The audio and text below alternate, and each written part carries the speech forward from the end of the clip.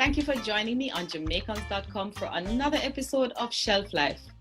Go ahead, press like, drop a comment, and do share it with a friend. It's gonna be fun.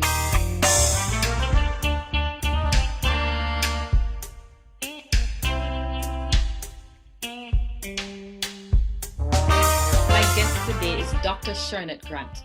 She's a former school principal, a district leader, and the founder of Unorthodox Leadership Consulting.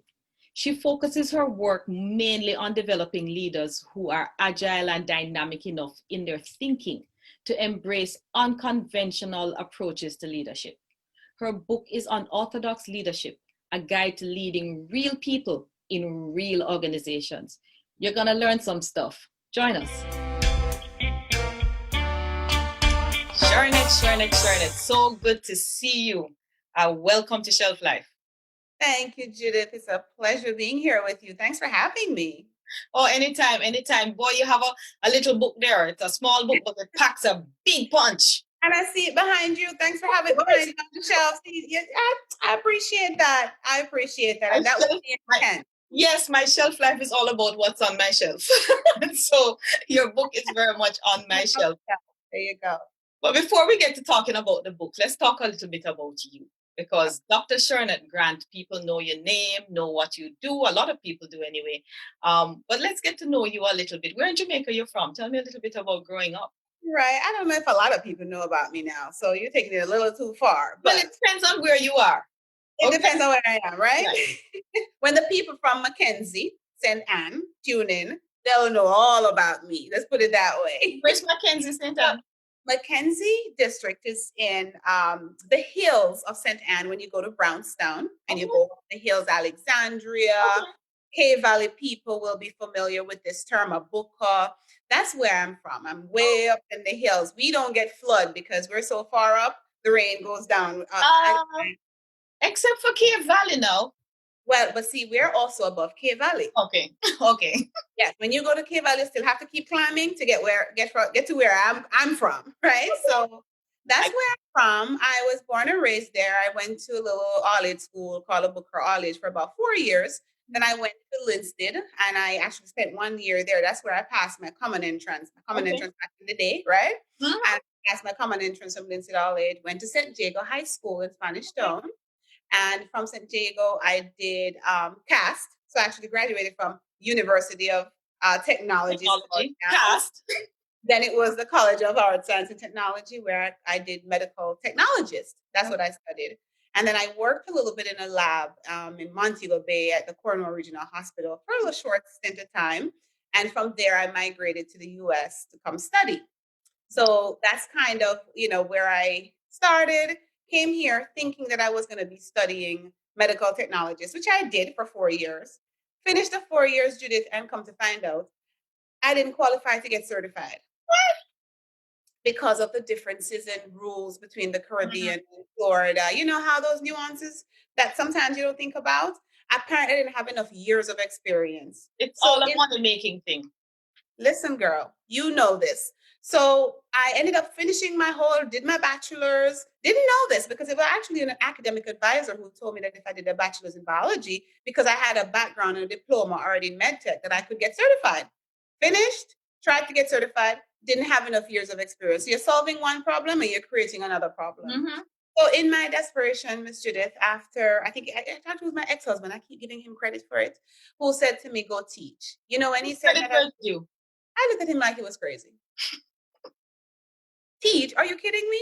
So fast forward, I did. I went to go teach and I taught biology at a high school here, in Florida. And the rest of my story, I could keep going. I ended up being an assistant principal in the system. I was a magnet coordinator and an assistant principal and a principal. Now I'm the director of magnet programs. People are more familiar with the term magnet programs.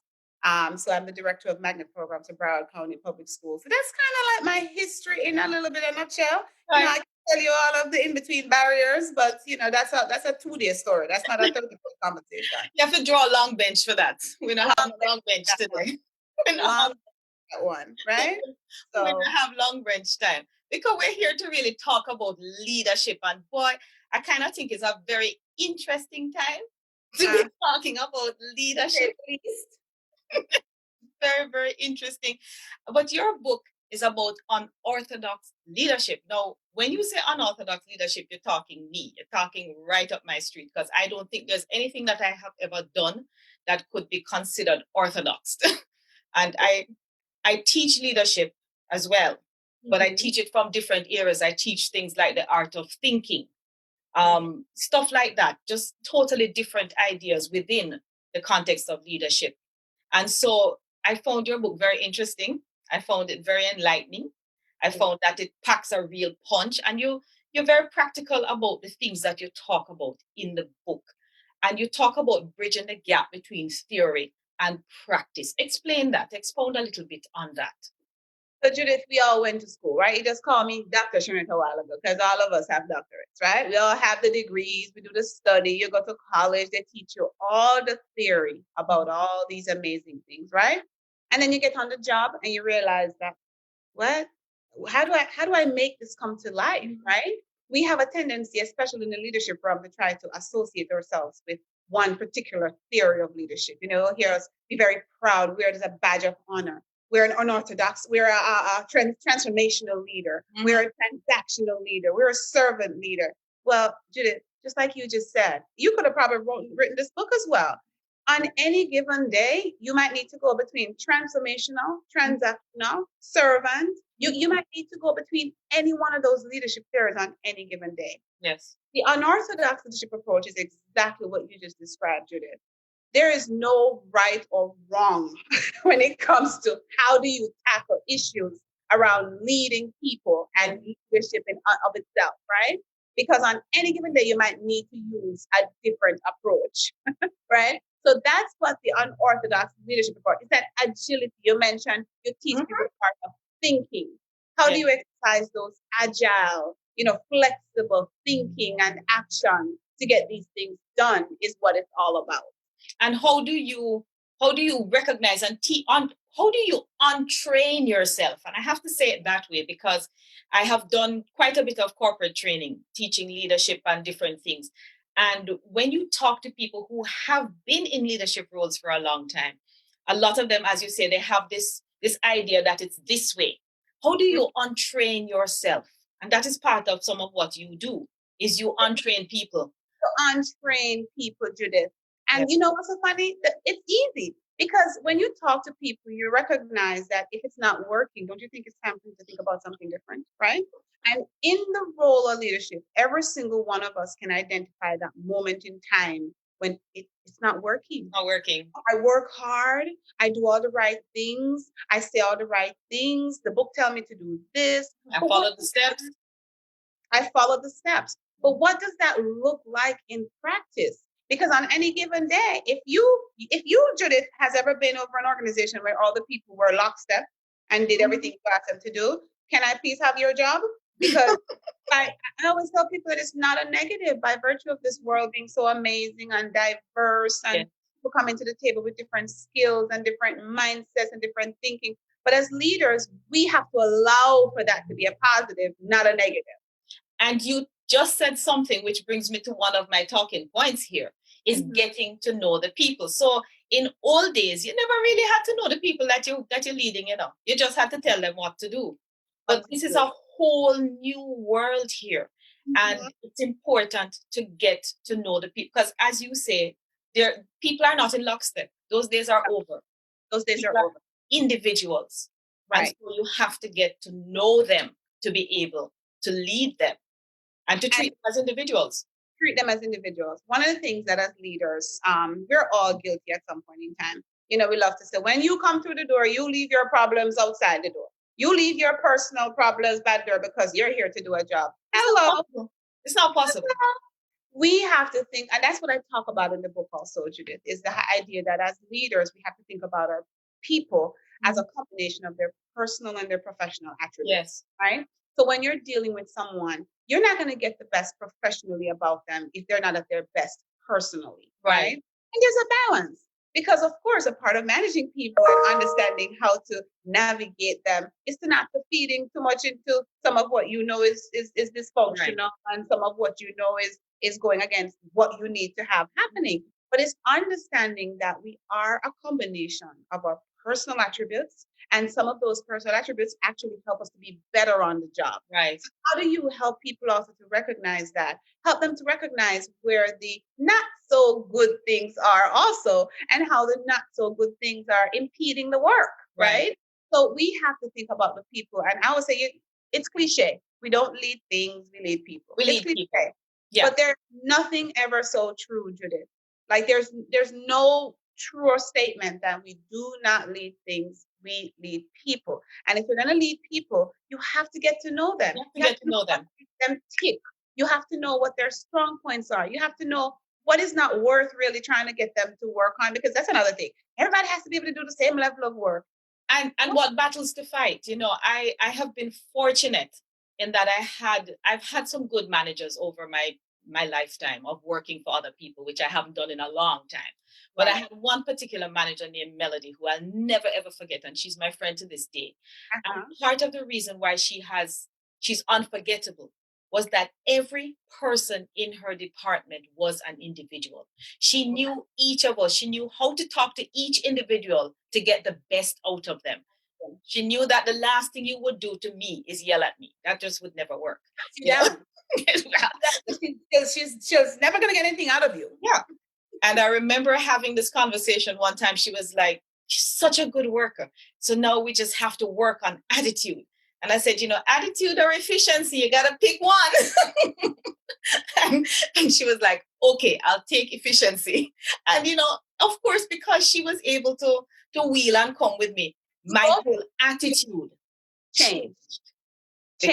Yeah, because she wasn't trying to browbeat it. So, yes, it's important. And you talk also about managing teams. And it's important that people understand that a team is not a group. No. So talk to me about managing teams, some of the tips that you give people in your book about managing teams. Very important. And you said the key word. A lot of times we get a bunch of people together and we say, "Oh, we have a team." No, we don't have a team, because sometimes they're all working on a different agenda, different things. Their skill sets don't complement each other. They're not working in concert. And we call it the team. And you wonder why the team does not get anything done, because everybody's on a different tangent, right? And the tangent at no point is coming together. So in terms of managing teams, again, it goes back to the individuals on the team, right? People, it's hard to manage people, Judith, especially adults. Very hard. We come to the table with our own mindset. We come to the table with our own thoughts, our own ideas about how to do things. We all got an opinion. It's the adult thing, right? Yes. Not a blame thing. How do you now manage those people and help them to work towards that common goal is what I talk about in here. And as the leader, allow them voice. Allow every member of the team voice as part of that process. Yes. Because if I walk into a group and say, "Here's what we're doing, and here's how we're doing it, now get it done." Okay. That really doesn't work. Doesn't work. I have no buy-in. I have no buy-in in there. I didn't contribute to this conversation, so why would I even bother, right?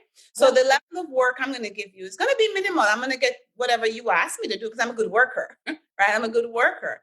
And a big part of the team piece, and this is where as the leader you come in, you have some dysfunctional team members over and over and over again.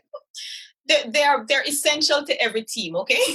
Essential to every team. They keep you on your P's and Q's. They keep you on your toes, Judith. And as the leader, though, you are the one who has the ability to be good cop on one day, bad cop on another day. Because another part of it, you have to make sure that the rest of the team members can see how you're supporting the work, how you're supporting them, how you're nipping certain things in the bud and doing it with respect. We say this all the time. Allow people to walk out of the room with their grace and their dignity intact, right? And you'd be surprised, just like your example you just gave. She asked you, efficiency or attitude? Guess what? All right, Judith, I get it. I know attitude is hard for you, but I tell you what, get the job done. But in that very moment, you know what you did, Judith? You respected her as the leader. And you say, "You know what? Just for her, I'm going to try to see if I can fix my attitude a little bit." I talk about in the book that if somebody ever never walks out of a room and says, "Shernette, Miss Grant, Dr. Grant, whatever you want to call me, I'll do it just for you," that's a problem. Which brings me to leadership today, building a fan base. So hold on, because We're not going to get political, but we're going to get political. We're not going to call any names, but we're not going to call any names. We can't call them red and blue. We can say red and blue. We don't call it. We can say red and blue. Let's call them rice and peas. And peas. Rice and peas. Knowing what color peas is and what color rice is. There you go. All right. But building a fan base. Back in the day, it didn't matter whether you liked me as a leader. Did not matter. I was your leader, and this is what I say. But today, in this dispensation, that's my word that I have been using. Right. This dispensation is now my buzzword. Buzzword. Yeah. It does matter. You need a fan base.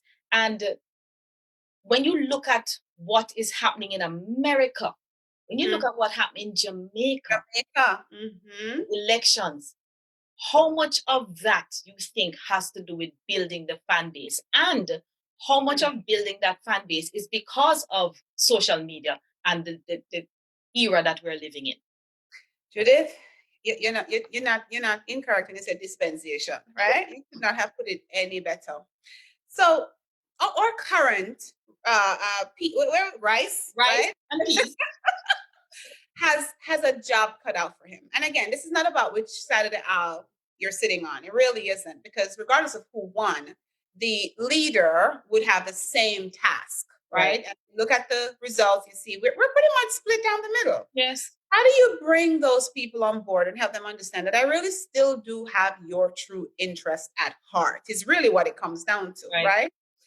Judith, we do listening tours a lot on lower levels of the organization, in schools and in businesses, and you go in as a leader, you do. I don't know that I've ever heard of a listening tour at the presidential level, right? Because sometimes these people just want to be heard. And we have to recognize that, Judith, we are who we are because of our upbringing, what we were taught, what our parents passed down to us. And a lot of folks, they don't even know why they picked rice or peas, right? But it's important that as the leader, you are starting to help understand what drives these, whether you're rice or peas, what drives you? What is it that motivates you? And how can I meet you where you are and take you to where I need you to be, right? And I talk about it in the book. It's not about conforming to the opposition. It's very important. It's a fine line. And a lot of people think that the only way to get buy-in from people is to go in and to take their version of the story and run with it. Their version may not align with the big vision or the big mission, right? And their version may not be healthy for anybody but themselves. But if you just allow folks to share with you what it is that you really need to hear, what is it that drives them? Why is it they have such an opposition against rice when they're peas? And why do they have such an opposition against peas when they're rice? And I can answer that one. But go ahead, Judith. But you have to be the one to bring it together, because we're not presidents of peas or rice. We're presidents, period, of rice and peas. And peas, right? With all the coconut milk in between. Because the thyme and the scallion and all of the coconut pepper and everything inside there. That's what unorthodox leadership is all about, Judith, because we tend to think that everything is black and white, rice and peas, and we don't understand that there are all these other things and all these other factors that we have to consider. So it's a difficult task. I'll be the first to tell you, leadership is hard. And anybody who tells you leadership is not hard, they're not really leading. They're really not leading, and they're not doing a good job, right? Leadership is difficult, but we really have to get to the heart of the people. We have to think about how we can bridge those gaps, and we have to look at those practical things. I talk about wins in the book. Small wins, right? And making those small wins visible. You got to make them visible, because if on my team I have a non-believer, a fighter, the dysfunctional one is going to go against the grain of everything that I do. You know what my job is? To get you. First of all, I'm gonna get you to take the win out there for me too. I talk about that in the book. Use your. I don't want to call them enemies, but use your opposition. Use your opposition in ways that can further your message. Let them be your mouthpiece. Because if people respect those folks and they see, Judith yesterday was fighting Shernette like crazy, but all of a sudden Judith is waving the banner for Shernette.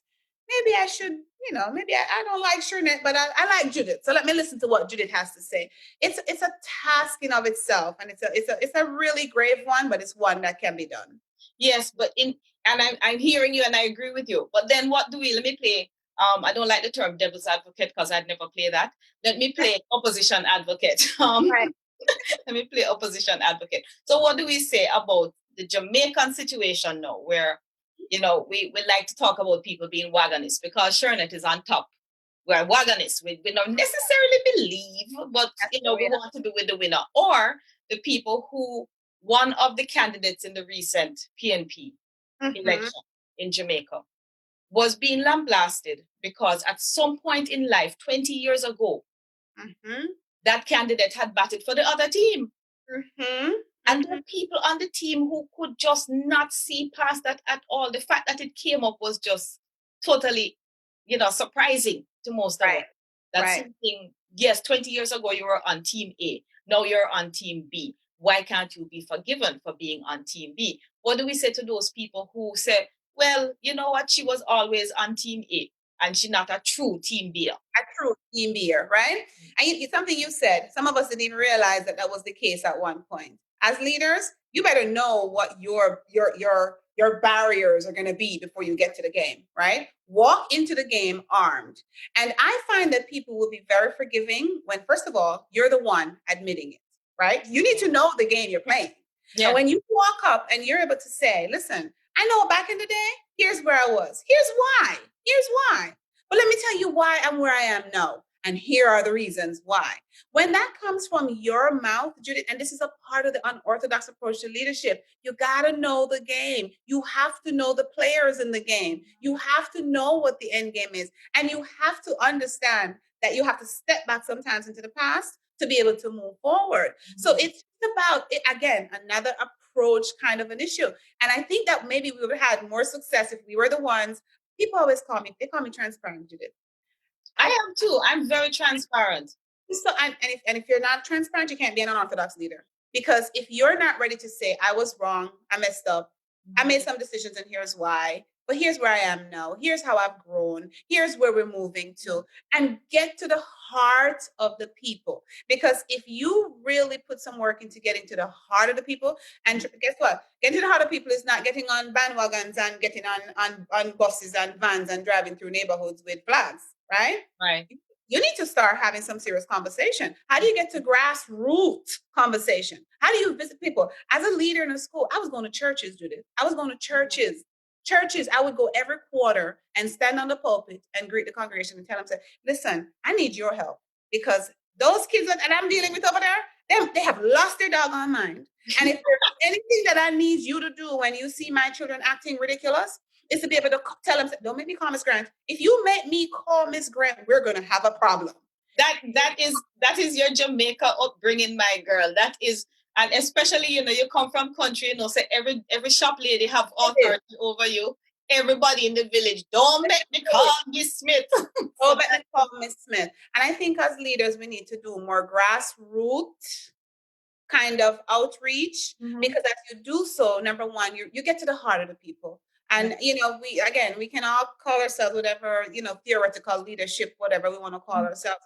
But at the heart of who we are is who we are with people, and who people see us deep down. And when you have that one-on-one conversation with somebody, or that group of people, or those, you know, that group of individuals who for the first time ever connected with you in a different way. Judith, it's a lot of work, you know.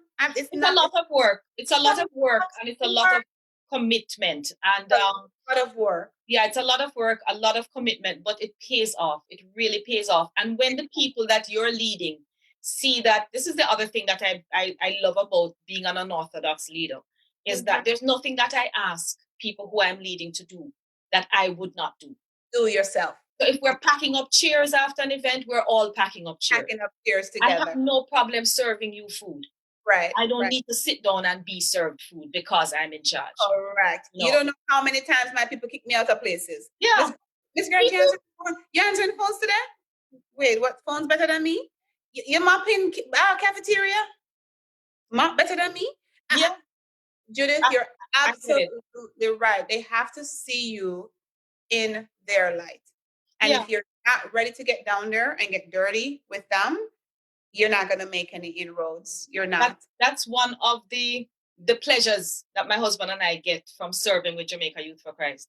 Because there, as much as we're in leadership roles and, the national director and all of that. When the time comes, everybody, we're just all volunteers. All volunteers. We're all just volunteers, All moving volunteers. the same thing forward, moving the walk forward. And I love that about just being able to just be just a leader, but lead. I call it leading from within. Right. You know, I call it. It's not a title, Judith. You know, it's not a title. You know, I talk about it in the book. You never see anybody applying for jobs that says, you know, looking for a leader. It's not a title, right? It's an action word. You see what I'm saying? It absolutely is. So, and that's another thing. People think that you have to have a positional kind of a, you know, role to be considered a leader. And this book is so applicable across, you know, I would say leadership begins with yourself. And it doesn't matter what industry, what level of the organization you're at, all of these tips. I call them tips because, like I said, it's little but it talawa. Yeah, man, it pack a punch. It pack a punch. Packs a punch, and it is applicable and relevant for anyone, no matter where you are. You know, one of the greatest feedback comments I got about this book was from somebody who said, "This book actually is going to help me be a better employee." Yeah, because she understood a little bit more from the leader perspective, what the leader is dealing with and going through. It will help her be a better employee. That's a very good point, you know, because I do leadership classes for Jamaica Youth for Christ. I facilitate the training arm. I no longer do much corporate anything. Right. But every year we graduate maybe 50 young people from our leadership classes. And that is a very important point because it's something that some of them have said. I honestly now understand why my manager is the way she is, or why she would do certain things. I didn't get it before. And why, if I become a manager, these very same things are things that I might be doing. Right. So it's a real eye-opening and educational. And what I like about the book is that, you know, you could get a management or a leadership book that's, you know, 400 pages long and, you know, go through it and highlight the stuff. But in this little book, because it's not 400 pages long, you can get the information, you know what's going on, and you can move ahead. Boy, Shernette, I could talk to you all day, but unfortunately, I don't have all day. You don't have all day, right? Just like the book. We keep it short and simple, and I hope you get the message. And spicy. So just your final word, last piece of advice for young people who want to go into leadership. What do you have to tell them? I'm a perfect example of somebody who came from not knowing where she was going to ever be in life, right? And I won't say I came from, you know, a lot of people like to talk about the poor story. My 3 bedrooms was the best thing that happened to me with the 9 of us in there in my life, right? It taught me humility. It taught me how to be a servant. It taught me how to serve first before you can lead. Yeah. And with the young people, here's what I'm going to tell you. I didn't go into leadership just thinking, I want to be a leader someday, or I want to be a principal, an assistant principal. No. Here's my mantra. You do the very best job you can do in the role you are right this minute. This job is your resume and your interview for the next one. And many of the positions I've held in my professional career, Judith, I didn't plan for them. They just I evolved. I grew. Me too. I had mentors and people who saw in me even things I didn't see in myself. But because I was so committed, I always use the phrase, if I'm going to answer your phone, I'm going to be the best phone answerer you'll ever have. That's my outlook on life. And what you find is that it's an automatic thing. People start to see the work you do. They start to value what you bring. And more so than anything else, I go back to the people. When you treat people well, when you treat people well, no matter where you are in life, no matter what you're doing, whether in work, in person, on the street, treat people well. Right. And that is the perfect point.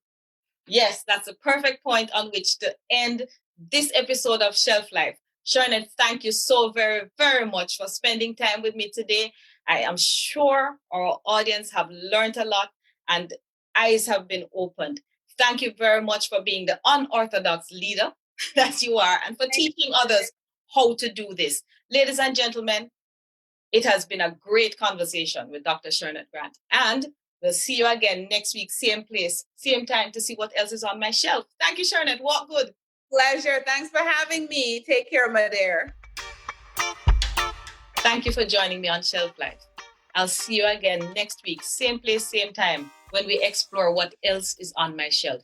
In the meantime, go ahead and check out my website at jfallonreed.com and also check out JamaicanOnIce.com, because this Sunday I have a special event going on where I'm going to be releasing a global launch of my Inspiring Antarctica, a Jamaican on Ice exhibit. So check that out. It's going to be right here on Jamaicans.com at 7 o'clock on Sunday. You want to join me for that? Don't miss it. So check out the websites and walk good. See you next week.